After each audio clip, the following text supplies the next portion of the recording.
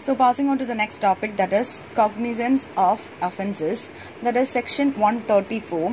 No court shall make cognizance of any offence punishable except with the previous sanction of commissioner. Any court inferior to that of the magistrate of the first class shall not try any such offence. Cognizance of offences എന്ന് പറഞ്ഞാൽ കുറ്റകൃത്യത്തിന് ചെയ്യാനുള്ള അറിവ്, അല്ലെങ്കിൽ കുറ്റകൃത്യം അത് crime ആണെന്ന് അറിഞ്ഞുകൊണ്ട് ചെയ്യുന്നത്. അപ്പോൾ യാതൊരു കോർട്ടിനും ഒരു ഒഫൻസ് ചെയ്യുമ്പോൾ പണിഷ് ചെയ്യാനായിട്ടുള്ള അതായത് അങ്ങനെ ഒരു കുറ്റകൃത്യം ചെയ്തു കഴിഞ്ഞിട്ടുണ്ടെങ്കിൽ അവിടെ കമ്മീഷണർ ആണ് സാങ്ഷൻ ചെയ്യേണ്ടത്. അതിനുശേഷം വേണം വേണ്ട നടപടികൾ എടുക്കാനായിട്ട്. അതിൽ താഴെയുള്ള കമ്മീഷണർ താഴെയുള്ള അല്ലെങ്കിൽ court inferior to that of magistrate of first class magistrate കോർട്ടിൽ താഴെയുള്ളവരൊന്നും അത്തരത്തിലൊരു ഒഫൻസ് വരികയാണെങ്കിൽ അതിന് നടപടികൾ സ്വീകരിക്കാനായിട്ട് സാധിക്കില്ല. Next is presumption of culpable mental stage. For presumption of culpable mental stage, section 135, the court shall presume that existence of the culpable mental stage intentional in any prosecution of offence which requires a culpable mental stage on the part of the accused. It shall be the duty of the accused to prove that he has no such mental stage with respect to the offence charged against him. The expression culpable mental stage includes intention, motive, knowledge or fact or belief in reason to believe a fact. A fact is said to be proved only when the court believes it to exist beyond the reasonable doubt.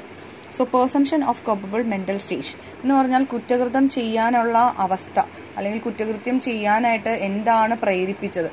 For example നമ്മൾ ഏറ്റവും വലിയ criminal offence ആയിട്ടുള്ള മർഡറൊക്കെ ചെയ്യുവാണെങ്കിൽ, murder ചെയ്യുമ്പോൾ അല്ലെങ്കിൽ murder ചെയ്ത വ്യക്തി അല്ലെങ്കിൽ ആ കുറ്റവാളി പറയുന്നത് ചിലപ്പോൾ അദ്ദേഹം അങ്ങനെ ചെയ്യുന്ന ഒരു വ്യക്തി ആയിരുന്നിരിക്കില്ല. പക്ഷെ അയാൾ സെൽഫ് ഡിഫെൻസിന് വേണ്ടിയിട്ട് ആ സാഹചര്യത്തിൽ അങ്ങനെ ചെയ്യേണ്ടി വന്നു പോയി, അല്ലെങ്കിൽ ഇയാളെ കൊല്ലുമായിരുന്നു, അല്ലെങ്കിൽ അയാളുടെ സ്വയരക്ഷയ്ക്ക് വേണ്ടിയിട്ടാണ് ഇങ്ങനെ ചെയ്തത്. അങ്ങനത്തെ ഒരു മെൻ്റൽ സ്റ്റേജിലാണ് ഇയാളിത് ചെയ്തു പോയത്. അതുമല്ലെങ്കിൽ ചിലവരെന്ത് ചെയ്യാം, പകയോ വൈരാഗ്യത്തിൻ്റെയോ പുറത്ത് ഒരു വ്യക്തിക്ക് ഇങ്ങനെ മർഡർ ചെയ്യാവുന്നതാണ്. അപ്പോൾ അതിൻ്റെ സാഹചര്യങ്ങൾ രണ്ടാണ്. അപ്പോൾ ഇൻറ്റൻഷനലി ചെയ്യുന്നതും അറിവില്ലാതെ ചെയ്യുന്നതും തമ്മിൽ വ്യത്യാസമുണ്ട്. അപ്പോൾ ഒരു കുറ്റകൃത്യം ചെയ്യാനായിട്ട് എന്ത് സാഹചര്യം കൊണ്ടാണ് ഇയാൾക്ക് ഈ ഒരു കുറ്റകൃത്യം ചെയ്യേണ്ടി വന്നത്, അതിനെക്കുറിച്ചുള്ള മെൻ്റൽ സ്റ്റേജാണ് നമ്മൾ പറയുന്നത്. അപ്പോൾ കോർട്ട് എന്ത് ചെയ്യുന്നു, ആ മെൻ്റൽ സ്റ്റേജ് അല്ലെങ്കിൽ ഇൻറ്റൻഷനലി ആണോ ഇയാൾ ഈ ഒരു ഒഫൻസ് ചെയ്തത്, അങ്ങനെയുള്ള കാര്യങ്ങളെല്ലാം തന്നെ അക്യൂസ്ഡിൻ്റെ പാർട്ടിൽ നിന്ന് വന്നിരിക്കുന്ന വീഴ്ചയാണോ എന്നെല്ലാം തന്നെ അവർ ക്രോസ് ചെക്ക് ചെയ്യും. ആ സമയത്ത് അക്യൂസ്ഡിന് എന്ത് ചെയ്യാം, അദ്ദേഹത്തിന് ഇൻറ്റൻഷനോട് കൂടിയല്ല ചെയ്തതെന്ന് തെളിയിക്കാനായിട്ട് സാധിക്കുവാണെങ്കിൽ, അല്ലെങ്കിൽ അങ്ങനെ സാധിക്കണം, അല്ലെങ്കിൽ അയാളുടെ ഉത്തരവാദിത്തമാണ് അങ്ങനെ അല്ലായിരുന്നു എന്ന് തെളിയിക്കേണ്ടത്. അപ്പോൾ ഇത്തരത്തിലൊരു ക്യൂപ്പബിൾ മെൻ്റൽ സ്റ്റേജ് എന്ന് പറയുന്നത് അയാളുടെ ഇൻറ്റൻഷനോ മോട്ടീവോ നോളജോ ഫാക്റ്റോ ബിലീഫോ ഏതെങ്കിലും ഒരു ആക്ട് ചെയ്യാനായിട്ട് അല്ലെങ്കിൽ ഒരു ഫാക്ട് ചെയ്യാനായിട്ടുള്ള ആക്റ്റൊക്കെയാണ് അയാളെ പ്രേരിപ്പിച്ച അല്ലെങ്കിൽ അയാളെ പ്രേരിപ്പിച്ച ഘടകം എന്താണ്, ഇത്തരത്തിലൊരു കുറ്റകൃത്യം ചെയ്യാനായിട്ട് അയാളെ പ്രേരിപ്പിച്ച ഘടകത്തിനെയാണ് നമ്മൾ ക്യൂപ്പബിൾ മെൻ്റൽ സ്റ്റേജ് എന്ന് പറയുന്നത്. A fact is said to be proved only when the court believes to extend beyond the reasonable doubt. ഒരു സംശയാസ്പദമായിട്ട് അല്ലെങ്കിൽ സംശയം ഇല്ലാത്ത രീതിയിൽ അയാളുടെ അയാളെ പ്രേരിപ്പിച്ച വസ്തുത എന്താണെന്ന് തെളിയിച്ചാൽ മാത്രമേ അയാൾക്ക് അതിനുള്ള നടപടി സ്വീകരിക്കാനായിട്ട് കോർട്ടിന് സാധിക്കുകയുള്ളൂ. Then relevancy of statements under certain circumstances, section 136. A statement made and signed by the person on appearance shall be relevant for the purpose of proving the truth of the fact in following situations. അപ്പോൾ എന്തൊക്കെ statements ആണ് ചില സാഹചര്യത്തിൽ നമ്മൾ കൊടുക്കേണ്ടത്, അപ്പോൾ എന്തൊക്കെ കാര്യങ്ങളാണെന്ന് നോക്കാം. When a person who makes statement is dead and cannot be found or is capable of giving evidence, he is kept out of the way by the adverse party or presence cannot be obtained in time. അപ്പോൾ ഒരു person നടത്തുന്ന ഒരു statement അത് കറക്റ്റാണോ അല്ലയോ എന്നുള്ളത് നമുക്ക് തിരിച്ചറിയാനായിട്ട് അല്ലെങ്കിൽ അതിന് സപ്പോർട്ടിംഗ് ആയിട്ടുള്ള എവിഡൻസ് ആവശ്യമാണ്. അങ്ങനെ എവിഡൻസ് ഹാജരാക്കാൻ സാധിച്ചില്ലെങ്കിൽ അയാളുടെ വാക്ക് ഡെഡായിട്ട് അല്ലെങ്കിൽ അയാൾ പറഞ്ഞ സ്റ്റേറ്റ്മെൻറ്റ് നമുക്ക് കണക്കിലെടുക്കാനായിട്ട് കോടതിക്ക് സാധിക്കില്ല. Then a person who make a statement is examined as a witness in the case before the court and the court is opinion that the statement should be admitted as evidence. അപ്പോൾ ഒരാളെ വിറ്റ്നസ്സിന് വേണ്ടിയിട്ട് അയാൾ പറഞ്ഞ വാക്ക് തെളിയിക്കാൻ വേണ്ടി ഒരു വിറ്റ്നസ്സിനെ അയാൾ ഹാജരാക്കുകയാണെങ്കിൽ അത് നമുക്ക് എവിഡൻസ് ആയിട്ട് സ്വീകരിക്കാവുന്നതാണ് എന്നുള്ളതാണ്. Next is compounding of offences. Compounding of offences section 138. അപ്പോൾ ഏതെങ്കിലും ഒരു വ്യക്തി ഒഫൻസ് ചെയ്തെങ്കിൽ അയാൾ എന്ത് ചെയ്യുന്നു, അയാൾ കമ്മീഷണറിന് എന്ത് ചെയ്യുന്നു, ഒരു compounding amount any offense under the act may be compounded by the commissioner on the payment of compounding amount in a prescribed manner by the person accused of the offense to the central government or state government as in case may be. അപ്പോൾ ചില ഒഫൻസസിന് accused തന്നെ അല്ലെങ്കിൽ accused ആവുന്നതിന് മുമ്പുള്ള ആ വ്യക്തി അയാൾ സ്വമേധയാൽ അയാൾ സമ്മതിക്കുകയാണ്, ഞാനിങ്ങനെ ഒരു തെറ്റ് ചെയ്തു അല്ലെങ്കിൽ ഇങ്ങനെ ഒരു വീഴ്ച എൻ്റെ ഭാഗത്തുനിന്ന് വന്നു എന്ന് പറഞ്ഞിട്ട് കോമ്പൗണ്ടിങ് ഓഫീസർക്ക് അയാൾ അത് അറിയിക്കുകയാണ്. അതിനുശേഷം അവർ എത്രയാണോ ഫൈൻ അല്ലെങ്കിൽ എത്രയാണോ പെനാൽറ്റി നിർദ്ദേശിക്കുന്നത് അത് അടക്കാൻ വേണ്ടി നിർദ്ദേശിക്കുകയാണ്. അത് അടച്ചു കഴിഞ്ഞാൽ അയാളെ ആ ഒരു ഒഫൻസിൽ നിന്ന് ഒഴിവാക്കുന്നതാണ്. പക്ഷെ ഒരിക്കലും നമുക്ക് ഫൈൻ മാത്രമുള്ള ഒഫൻസസിനോ അല്ലെങ്കിൽ ഫൈനും ഇംപ്രിസൺമെൻറ്റും കൂടിയുള്ള ഒഫൻസസിനോ മാത്രമേ നമുക്ക് ഇത്തരത്തിൽ ഒഴിവാക്കാനായിട്ട് സാധിക്കുകയുള്ളൂ. ഇംപ്രിസൺമെൻറ്റ് മാത്രമുള്ള പണിഷ്മെൻറ്റ് മാത്രമുള്ള ഒഫൻസ് ആണെങ്കിലോ അല്ലെങ്കിൽ ഇത് രണ്ടും കൂടി അത് ഇംപ്രിസൺമെൻ്റ് ആണ് കൂടുതലായിട്ട് നിൽക്കുന്നതെങ്കിൽ അത്തരത്തിലൊരു കോമ്പൗണ്ടിങ് ഫാക്ടർ അല്ലെങ്കിൽ കോമ്പൗണ്ട് ചെയ്തതിൻ്റെ ഭാഗമായിട്ട് അല്ലെങ്കിൽ ഇയാൾക്ക് ഫൈൻ കൊടുത്ത് അല്ലെങ്കിൽ പെനാൽറ്റി കൊടുത്ത് നമുക്ക് ഒഴിവാക്കാനായിട്ട് സാധിക്കും. അപ്പോൾ 25 lakhs ആണ് മാക്സിമം പെനാൽറ്റി നമുക്ക് കൊടുക്കാൻ പറ്റുന്നത് ആ ഓഫീസേഴ്സിന്. അപ്പോൾ എന്തൊക്കെ ഒഫൻസസ് ആണെന്ന് നോക്കാം. Any offence under the act may be compounded by the കമ്മീഷണറുടെ ഭാഗത്ത് നിന്ന് കോമ്പൗണ്ടിങ് എമൗണ്ട്. അപ്പോൾ കമ്മീഷണർ കോമ്പൗണ്ടിങ് എമൗണ്ട് ഈ അക്യൂസിൻ്റെ കയ്യിൽ നിന്ന് വാങ്ങിച്ചതിന് ശേഷം central government state government prescribe ചെയ്യുന്ന രീതിയിൽ നമ്മൾ അയാളെ കുറ്റകൃത്യത്തിൽ നിന്ന് ഒഴിവാക്കുകയാണെങ്കിൽ however the compounding provision is not applicable to a person. ചില ആളുകൾക്ക് ഇത്തരത്തിലൊരു കോമ്പൗണ്ടിങ് എന്നുള്ള ആ ഒരു ആക്ട് അല്ലെങ്കിൽ കോമ്പൗണ്ടിങ് ഒഫൻസസ് നമുക്ക് ചെയ്യാനായിട്ട് സാധിക്കില്ല. അതായത് who has been allowed to compound once in respect of any offenses. ചില ആളുകൾക്ക് നേരത്തെ നമ്മൾ ഒരു പ്രാവശ്യം ഇതുപോലുള്ള ഒരു അവസരം കൊടുത്തതാണ്. അത് ക്ലോസ് F അനുസരിച്ച് സെക്ഷൻ 132 സബ്സെക്ഷൻ 1 അനുസരിച്ച് അതുപോലെ വീണ്ടും ആവർത്തിക്കുകയാണെങ്കിൽ വീണ്ടും നമുക്ക് അല്ലെങ്കിൽ പിന്നീട് നമുക്കത് കോമ്പൗണ്ട് ചെയ്യാനായിട്ട് സാധിക്കില്ല. ഇനി who has been allowed to compound once in respect of any offences under the provision of State Act, State Goods and Service Act or Union Territory Acts or Integrated Goods and Service Acts in respect of supply of value exceeding 1 crore rupees. 1 crore rupees value ഉള്ള ഒരു കാര്യത്തിന് അതായത് IGST, CGST, UT, GST ഇങ്ങനെയുള്ള കാര്യങ്ങളിലൊക്കെ നമ്മൾ ഇത്തരത്തിലൊരു compounding factor അല്ലെങ്കിൽ ഒരു പ്രാവശ്യം നടത്തിയതാണ്. വീണ്ടും ഇയാൾ സെയിം കമ്മിറ്റ് ചെയ്യുകയാണെങ്കിൽ സെയിം ഒഫൻസ് കമ്മിറ്റ് ചെയ്യുകയാണെങ്കിൽ അവിടെ നമുക്ക് വീണ്ടും കോമ്പൗണ്ട് ചെയ്യാനായിട്ട് സാധിക്കില്ല. Next is who has been accused for committing an offence under the act which also offends under the other law time being in force. ഒരു ലോ അനുസരിച്ച് അല്ലെങ്കിൽ ഒരു ആക്ട് അനുസരിച്ച് അയാൾ ഒഫൻസ് കമ്മിറ്റ് ചെയ്തു. അവിടെ കമ്മിറ്റ് ചെയ്ത ആ ഒഫൻസ് തന്നെ മറ്റൊരു ലോയിലും അയാൾ റിപ്പീറ്റ് ചെയ്യാണ് ആഫ്റ്റർ സം ടൈം അല്ലെങ്കിൽ ആ സമയത്ത് തന്നെ. അങ്ങനെയാണെങ്കിലും സാധിക്കില്ല. ഇനി who has been convicted for any offence by the law. Court അയാൾ കുറ്റവാളിയാണ് ഈ ഒരു കുറ്റകൃത്യത്തിന് എന്ന് കോർട്ട് തീരുമാനിക്കുകയാണെങ്കിൽ അത്തരത്തിൽ ഒരു കോമ്പൗണ്ടിങ് നടത്താനായിട്ട് സാധിക്കില്ല. Next is who have been accused for committing an offence specified in clause G or clause J or clause K or subsection 1 of section 132. അപ്പോൾ close G, J, K ഇത്തരത്തിലുള്ള ക്ലോസിൽ വരുന്ന കാര്യങ്ങൾ അതായത് ഇവിടെ തന്നെ ഉണ്ട്, അതിനെ തന്നെയാണ് നമ്മൾ പറയുന്നത്. അപ്പോൾ ഇവിടെ നമ്മൾ നടത്തിയിരിക്കുന്ന clause G, clause J and K ഇത്തരത്തിലുള്ള ക്ലോസ് ഉള്ള അക്യൂസേഷൻ ഉള്ള കമ്മിറ്റ് ചെയ്തിട്ടുള്ള ഒഫൻസസിന് നമുക്ക് അവിടേക്ക് കോമ്പൗണ്ടിങ് നൽകാനായിട്ട് സാധിക്കില്ല. അതുപോലെ തന്നെ ചില പ്രിസ്ക്രൈബ്ഡ് പേഴ്സൺസിനോ അല്ലെങ്കിൽ പ്രിസ്ക്രൈബ്ഡ് ക്ലാസ് ഓഫ് ഒഫൻസസിനോ നമുക്ക് കോമ്പൗണ്ടിങ് നടത്താനായിട്ട് സാധിക്കില്ല.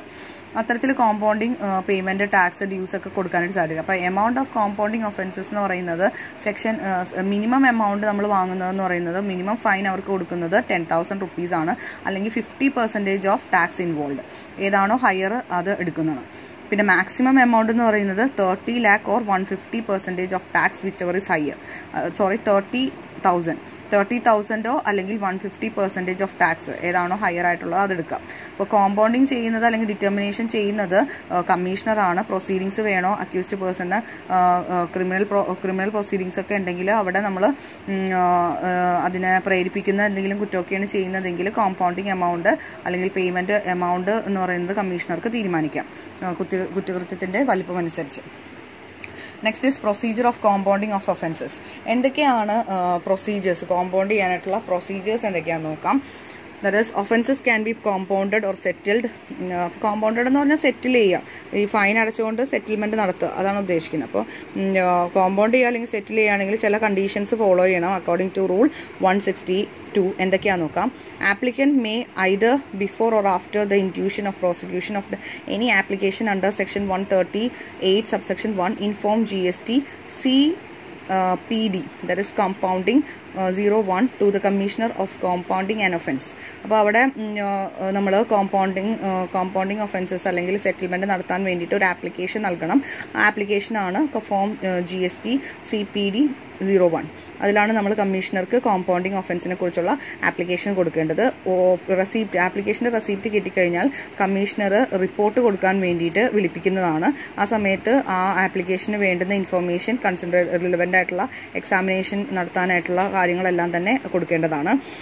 ഇനി കണ്ടൻസ്, ആപ്ലിക്കേഷൻ്റെ കണ്ടൻസ് എല്ലാം നോക്കിയതിന് ശേഷം കമ്മീഷണർ ഫോം GST CPD 2 അയാൾക്ക് സാറ്റിസ്ഫാക്ഷൻ ആണെങ്കിൽ ആപ്ലിക്കൻറ്റ് കോപ്പറേറ്റ് ചെയ്തതിൽ അത്തരം പ്രൊസീഡിങ്സ് ഒക്കെ നടത്തിയതിന് ശേഷം ഫാക്ട്സ് എല്ലാം ഡിസ്ക്ലോസ് ചെയ്തതിന് ശേഷം അയാൾക്ക് ഒരു ഇമ്മ്യൂണിറ്റി, അതായത് അയാൾ കുറ്റകൃത്യത്തിൽ ശിക്ഷിക്കപ്പെടാതിരിക്കാനുള്ള ഒരു ഇമ്മ്യൂണിറ്റി എന്ന് പറഞ്ഞാൽ പ്രതിരോധിക്കാൻ സാധിക്കുന്ന രീതിയിലൊരു ഗ്രാൻഡ് കൊടുക്കുന്നതാണ്. ഇനിയിപ്പോൾ കോമ്പൗണ്ടിങ്ങിന് അയാൾ അർഹനല്ല എന്ന് തോന്നിക്കഴിഞ്ഞാൽ ആ കമ്മീഷണർക്ക് അത് റിജക്റ്റ് ചെയ്യാവുന്നതാണ് 90 ഡേയ്സിനുള്ളിൽ. ഇനി application shall be decided only after affording the opportunity of being heard. അപ്പോൾ ഈ ആപ്ലിക്കേഷൻ കൊടുത്ത വ്യക്തിയുടെ ഭാഗത്തു നിന്നുള്ള എന്താണ് അയാൾക്ക് പറയാനുള്ളത്, അയാളുടെ ഗ്രൗണ്ട്സ്, റിജക്ഷൻ ചെയ്യാനുള്ള ഗ്രൗണ്ട് എന്തൊക്കെയാണെന്നുള്ളത് അയാളെ ബോധ്യപ്പെടുത്തിയതിന് ശേഷമാണ് റിജക്റ്റ് ചെയ്യാനായിട്ട് സാധിക്കുകയുള്ളൂ. Application are not allowed unless the tax interest penalty has been paid. അപ്പോൾ നേരത്തെ എന്തെങ്കിലും ടാക്സോ ഇൻട്രസ്റ്റോ പെനാൽറ്റി ഒക്കെ പേ ചെയ്യാനുണ്ടെങ്കിൽ അതെല്ലാം പേ ചെയ്തതിന് ശേഷം മാത്രമേ application സ്വീകരിക്കുകയുള്ളൂ. The applicant shall within period of 30 days from the date of receipt of order under sub-rule 3 pay the compounding amount as ordered by the commissioner and shall furnish the proof of such payment to him. ഒരു ആപ്ലിക്കൻറ്റിന് 30 ഡേയ്സിൻ്റെ സമയം കൊടുക്കുന്നുണ്ട് sub rule 3 അനുസരിച്ച് compounding amount pay ചെയ്യണം. അതായത് commissioner order ചെയ്യുന്ന compounding amount pay ചെയ്യണം. അതിൻ്റെ proof, അയാൾ പേയ്മെൻറ്റ് നടത്തിയതിൻ്റെ പ്രൂഫും കൂടി ഹാജരാക്കണം. അപ്പോൾ ആപ്ലിക്കൻറ്റിന് കോമ്പൗണ്ടിങ് എമൗണ്ട് പേ ചെയ്യാനായിട്ട് സാധിച്ചില്ലെങ്കിൽ ആ ഓർഡർ, അതായത് 6 പറയുന്ന, ഇതാണ് ക്ലോസ് 6 പറയുന്ന ആ ഒരു എമൗണ്ട് പേ ചെയ്യാനായിട്ട് സാധിച്ചില്ല എങ്കിൽ അദ്ദേഹത്തിന് എന്ത് ചെയ്യാം, അദ്ദേഹത്തിൻ്റെ കോമ്പൗണ്ടിങ് എമൗണ്ട് പേ ചെയ്യാൻ പറ്റാത്തത് കൊണ്ട് തന്നെ ആ കോമ്പൗണ്ടിങ് അല്ലെങ്കിൽ സെറ്റിൽമെൻറ്റ് നടന്നിട്ടില്ല എന്ന്, വാലിഡ് അല്ല എന്ന് അല്ലെങ്കിൽ ഇൻവാലിഡ് ആയി എന്ന്, വോയിഡ് മീൻസ് അസാധുവായി, അവയാളുടെ കോമ്പൗണ്ടിങ് ആയിട്ടുള്ള അല്ലെങ്കിൽ സെറ്റിൽമെൻറ്റ് നടത്താനുള്ള ആ പരിശ്രമം വോയിഡ് ആയിട്ട്, അസാധുവായിട്ട് നമുക്ക് കരുതാം.